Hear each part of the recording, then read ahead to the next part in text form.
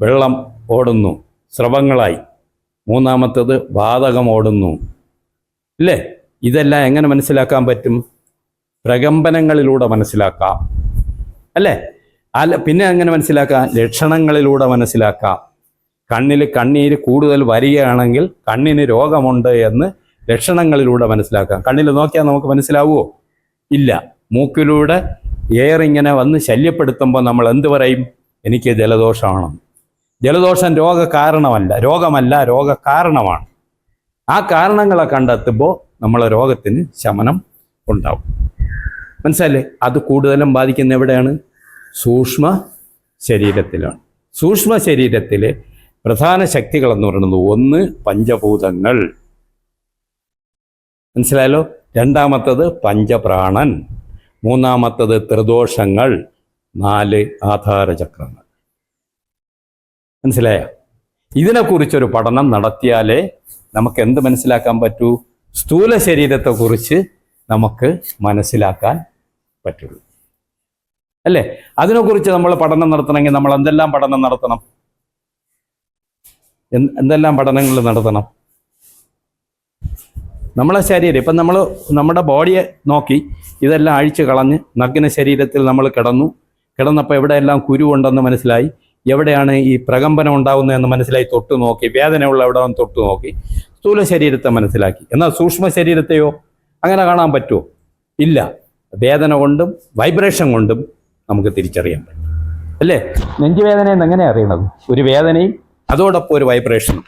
തലവേദന എന്നെങ്ങനെ അറിയാൻ പറ്റുന്നു? അതാണ്. അപ്പം അതിനുള്ള കാരണങ്ങൾ അന്വേഷിക്കുകയാണ് യോഗാചാര്യന്മാർ ചെയ്തത്. മനസ്സിലായില്ലേ? അപ്പം ആ സ്ഥൂല ശരീരത്തെ നമ്മൾ കാണുകയാണ് അകത്തേക്ക്. അത് നമ്മൾ യോഗനിദ്രയിലൂടെ നമ്മളത് കണ്ടെത്തും, യോഗിമാർ കണ്ടെത്തും.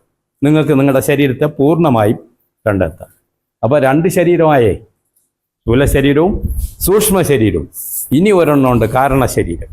കാരണശരീരം എന്ന് പറയുന്നത് എവിടെയാണ്? ശരീരം ഞാൻ നേരത്തെ പറഞ്ഞതുപോലെ നമുക്ക് മനസ്സിലാക്കാൻ പറ്റും. അത് ഖരാവസ്ഥയിൽ കാണാം, ഇത് ദ്രവാവസ്ഥയിൽ കാണാം. മൂന്നാമത്തത് വാതകാവസ്ഥയിൽ കാണാം, അത് ജ്ഞാനമാണ്. ആ വാതകാവസ്ഥയിൽ കാണുന്നതിൽ എന്താണ്? പ്രകാശമുണ്ട്. അപ്പോൾ ഞാൻ ഒരു ക്ലാസ്സിൽ വെച്ചപ്പോൾ ഒരു കുട്ടി ചോദിച്ചു, അത് PhD പ്രാക്ടീസ് ചെയ്തുകൊണ്ടിരിക്കുന്ന ഒരു കുട്ടിയാണ്. അത് എന്നോട് ചോദിച്ചു, വാതകത്തിന് എങ്ങനെയാണ് പ്രകാശം എന്ന് പറയുന്നത്? ഞാൻ ചോദിച്ചു, ഗ്യാസ് കത്തിച്ചാൽ ലൈറ്റ് എങ്ങനെ വരുന്നു? വാതകമല്ലേ? ആ വാതകം കത്തുമ്പോൾ എന്താവും?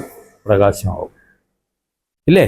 അപ്പം നിങ്ങളുടെ ശരീരത്തിൽ ഈ വാതകം കത്തി പ്രകാശമാകുന്നതിനൊരു പ്രോസസ്സുണ്ട്.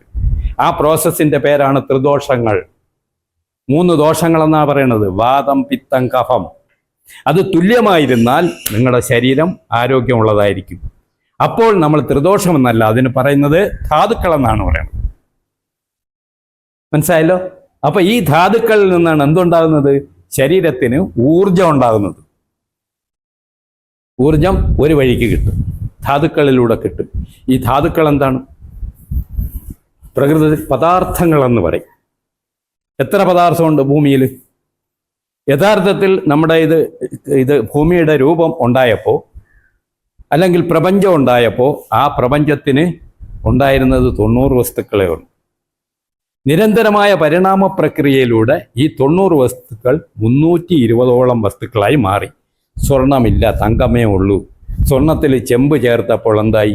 അല്ല, തങ്കത്തിൽ ചെമ്പ് ചേർത്തപ്പോൾ എന്തായി? സ്വർണ്ണമായി. ഓക്സിജൻ ഉണ്ട്, ഇല്ലേ? പക്ഷേ ഹൈഡ്രജനും ഉണ്ട്. രണ്ടും ഇൻഡിപെൻഡൻ്റ് ആയിട്ട് നിൽക്കുന്നു. പക്ഷേ ഇത് രണ്ടും കൂടി ചേർന്നപ്പോൾ എന്തായി? വെള്ളമായി. മനസ്സിലായല്ലോ? അപ്പോൾ അതൊരു പുതിയ വസ്തുവായി.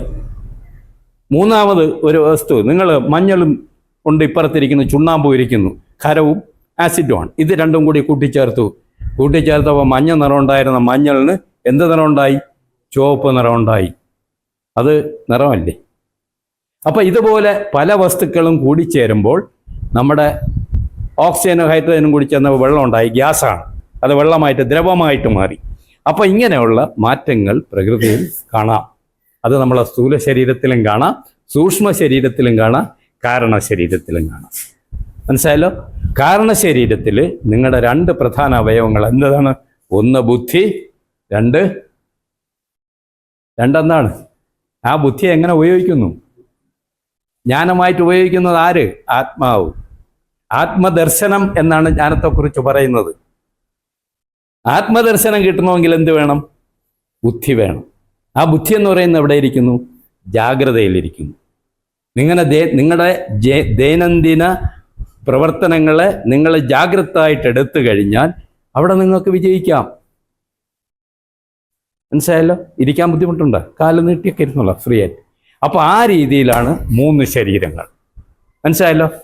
ഒന്ന് തലയിലുള്ള തലച്ചോറിൽ നിന്ന് വരുന്ന ബുദ്ധിയും അതുമായി ബന്ധപ്പെട്ട കാര്യങ്ങൾ. രണ്ടാമത്തതോ അകത്തുള്ള അവയവങ്ങൾ. മൂന്നാമത്തതോ ഏറ്റവും പുറത്തുള്ളത്. കോശങ്ങളാൽ നിർമ്മിതമായ ശരീരത്തെ പ്രാണനാൽ സമ്പുഷ്ടമാക്കപ്പെട്ട്, പഞ്ചപ്രാണനാൽ സമ്പുഷ്ടമാക്കപ്പെട്ട്, പഞ്ചഭൂതങ്ങളാൽ നിയന്ത്രിക്കപ്പെട്ട്, ത്രിദോഷങ്ങൾ അകറ്റി നിർത്തി ആധാരചക്രങ്ങളിലൂടെ എനർജിയെ പ്രവഹിപ്പിക്കുമ്പോൾ നീ ആരായി? മനുഷ്യനായി. അപ്പോൾ ചികിത്സ എവിടെ കൊടുക്കണം? ജലദോഷത്തിന് ചികിത്സ എവിടെ കൊടുക്കണം? ശരീരത്തിനും കൊടുക്കണം, മനസ്സിനും കൊടുക്കണം. സൈക്കോസൊമാറ്റിക് എന്ന് നമ്മുടെ ഇതിൽ പറയുന്ന രോഗമുണ്ട്. എന്താണ് സൈക്കോസൊമാറ്റിക്? കാലിലൊരു വേദന, വായ ഇങ്ങനെ ഇരിക്കുകയുള്ളൂ, കണ്ണിങ്ങനെ ഇരിക്കുള്ളൂ. എന്താണ് നിൻ്റെ മുഖം വലിയ കാലിലൊരു വേദന? ഇതെങ്ങനെ വരുന്നു? ഇല്ലേ? ഒരു ഗർഭിണിയായ കുട്ടിയാണ് വരുന്നത്, അതിന് വയറുവേദനയുണ്ട്. നമുക്ക് എങ്ങനെ മനസ്സിലാക്കാൻ പറ്റും അത് ഗർഭിണിയാണ്? അപ്പോൾ അതിന് വരാണ്ട രോഗത്തിൻ്റെ ലക്ഷണം നമ്മൾ മനസ്സിലാക്കുന്നു. അപ്പോൾ അതിൻ്റെ മനസ്സിൽ വരുന്ന ക്ഷീണം എന്ന് പറയുന്നത് സൈക്കോയാണ്, അല്ലേ? ഭ്രാന്തല്ല, സൈക്കോയാണ്. അപ്പോൾ ആ സൈക്കോ ഫീലിംഗ് ശരീരവേദനയിൽ നിന്നുണ്ടായതുകൊണ്ട് അതിനെ സൈക്കോസൊമാറ്റിക് എന്ന് പറയും.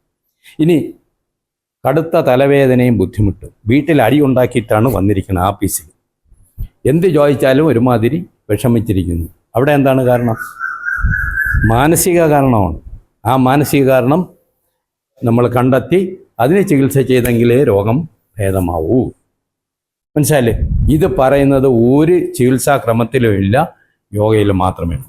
മറ്റ് ചികിത്സകളെല്ലാം സമഗ്ര ചികിത്സാ വിഭാഗത്തിൽ പെടുത്തി നമ്മൾ പറയുന്നത് ഏത് രോഗവും നിങ്ങൾ ചികിത്സ ചെയ്ത് ഭേദമാക്കാൻ നിങ്ങൾക്ക് കഴിയില്ല. അത് ഭേദമാക്കാൻ ഒരു മാർഗമേ ഉള്ളൂ, അത് യോഗ തെറാപ്പി. യോഗ സിസ്റ്റമിലൂടെ നിങ്ങളുടെ ബന്ധപ്പെട്ട അവയവത്തെ നിങ്ങൾ കണ്ടറിഞ്ഞ് നിങ്ങൾ പരിശോധിച്ചാൽ അതിനാവശ്യമായ ഏത് ചികിത്സ വേണോ കൊടുക്കാം. അലോപ്പതി വേണമെങ്കിൽ അലോപ്പതി കൊടുക്കാം. ഇപ്പോൾ വണ്ടി ഇടിച്ചു വരുന്ന ഒരാളിന് യോഗയും വെച്ചുകൊണ്ടിരിക്കാൻ പറ്റുമോ? ഇല്ല. അതിൽ ഏത് ചികിത്സ വേണമെങ്കിലും നിങ്ങൾ കൊടുക്കാം. പിന്നെ അത് കഴിഞ്ഞതിന് ശേഷം അതിൻ്റെ സാന്ത്വന ചികിത്സയായി നിങ്ങൾക്ക് എല്ലാം ഉപയോഗിക്കാം. അക്യുപഞ്ചർ ഉപയോഗിക്കാം, അക്യുപ്രഷർ ഉപയോഗിക്കാം, എല്ലാം മർമ്മം ഉപയോഗിക്കാം, ഏത് വേണം ഉപയോഗിക്കാം. ഇതാണ് നമ്മുടെ ശരീരത്തിൻ്റെ ഏകദേശം ഒരു രൂപം. സാറിൻ്റെ ബുക്കിലുണ്ട്. മനസ്സിലായില്ലേ? നമ്മളെ ഇവിടെ തന്നെ യോഗ ചികിത്സ അല്ലേ സാറേ? ഹഠയോഗ ചികിത്സ എന്ന് പറഞ്ഞൊരു പുസ്തകമുണ്ട്, അതിനകത്ത് അത് പറയുന്നുണ്ട്. പിന്നെ ശിവസംഹിതയിൽ പറയുന്നുണ്ട്. അത് നമുക്കെടുക്കാം. യോഗനിദ്ര തരാം. ദോഷങ്ങൾ മാറ്റി എന്നിട്ട് പഞ്ചഭൂതങ്ങളുടെ ധാരണ നടത്തണം. ജലം, ആകാശം, അത് ഞാൻ പിന്നീട് പറയാം. അതിലൂടെ ധാരണ നടത്തി നമ്മൾ എത്തിച്ചേരും. മനസ്സിലല്ലേ? എത്തിച്ചേർന്നിട്ട് ആധാരചക്രങ്ങളിലൂടെ ഏറ്റവും താഴെ ഉറങ്ങിക്കിടക്കുന്ന കുണ്ടലിനി ശക്തിയെ ഉയർത്തി നമ്മുടെ തലച്ചോറിലെത്തി നമ്മൾ അതിലൂടെ എവിടെ എത്തും? ബ്രഹ്മാണ്ടത്തിൽ. മനസ്സിലല്ലേ? ആ ബ്രഹ്മാണ്ടത്തിലെത്തുന്ന പ്രക്രിയയാണ് യോഗനിദ്ര. അത് പലരും പല രീതിയിൽ ചെയ്യുന്നുണ്ട്. മനസ്സിലായില്ലേ? പെറ്റ് സ്കാൻ മെഡിറ്റേഷൻ എന്ന് പറഞ്ഞ് ഇപ്പോൾ അത് സായിപ്പന്മാരെല്ലാം വിപുലമായി ഉപയോഗിക്കുന്നുണ്ട്. ഞാനും കോവളത്തൊരു ക്ലാസ്സിൽ, ഈ ശാന്തിഗ്രാമിൽ ഒരു ക്ലാസ്സിൽ അത് കൊടുത്തിട്ടുണ്ട്. അപ്പോൾ അത് അങ്ങനെ ആ രീതിയിൽ നമുക്കത് ചെയ്യാം. അപ്പോൾ ഇത് പ്രധാനമായിട്ട് ഈ 3 ശരീരത്തെക്കുറിച്ച് മനസ്സിലായല്ലോ. ഈ 3 ശരീരത്തെക്കുറിച്ച് ഇല്ല, നിങ്ങൾക്ക് 80 അവയവങ്ങളുണ്ടെന്നറിയാം. ഇന്നു മുതൽ നമ്മുടെ ശരീരത്തിൻ്റെ ഓരോ അവയവത്തെയും കണ്ടറിയാൻ നിങ്ങൾ ഇതൊന്നും പഠിക്കണ്ട. നിങ്ങളുടെ കാഴ്ചപ്പാടിൽ ഓരോ അവയവത്തെയും കണ്ടറിയാൻ ഒരു പരീക്ഷണം നോക്കുക. കയ്യിലെത്രയെല്ലുണ്ട്? കയ്യിലെത്രയുണ്ട്? അത് ഇങ്ങനെ മടക്കി വെച്ചേക്കുന്നത് എത്രയെല്ലുണ്ട്?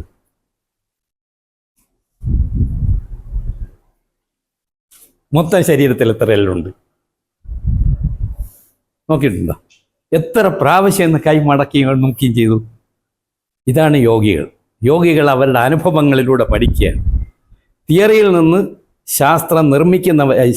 നിർമ്മിക്കുന്നവരാണ് യോഗികൾ. മനസ്സിലായല്ലേ? ശാസ്ത്രജ്ഞനോ എഴുതി വെച്ച തിയറിയിൽ നിന്ന് പഠിക്കുന്നത് ശാസ്ത്രജ്ഞൻ. ഇത്രയുള്ള വ്യത്യാസം. വെള്ളത്തിൽ ഇറങ്ങി നീന്താൻ ഒരാൾ പോയി, അതിന് പ്രോട്ടോകോൾ വെച്ചിട്ടുണ്ട്. ആ പ്രോട്ടോകോൾ അനുസരിച്ച് എഴുതി കഴിയുമ്പോൾ നിങ്ങൾക്ക് ഇത് കിട്ടും. ഏതാണ്? മെഡൽ കിട്ടും. പക്ഷേ വെള്ളപ്പൊക്കം വന്ന് ആ വെള്ളപ്പൊക്കത്തിൽ അമ്മയും കുഞ്ഞും എല്ലാവരും കൂടെ വീഴുന്നു. നിങ്ങൾക്ക് ആ വെള്ളക്കൊട്ടത്തിൽ നീന്തലേ അറിയില്ല.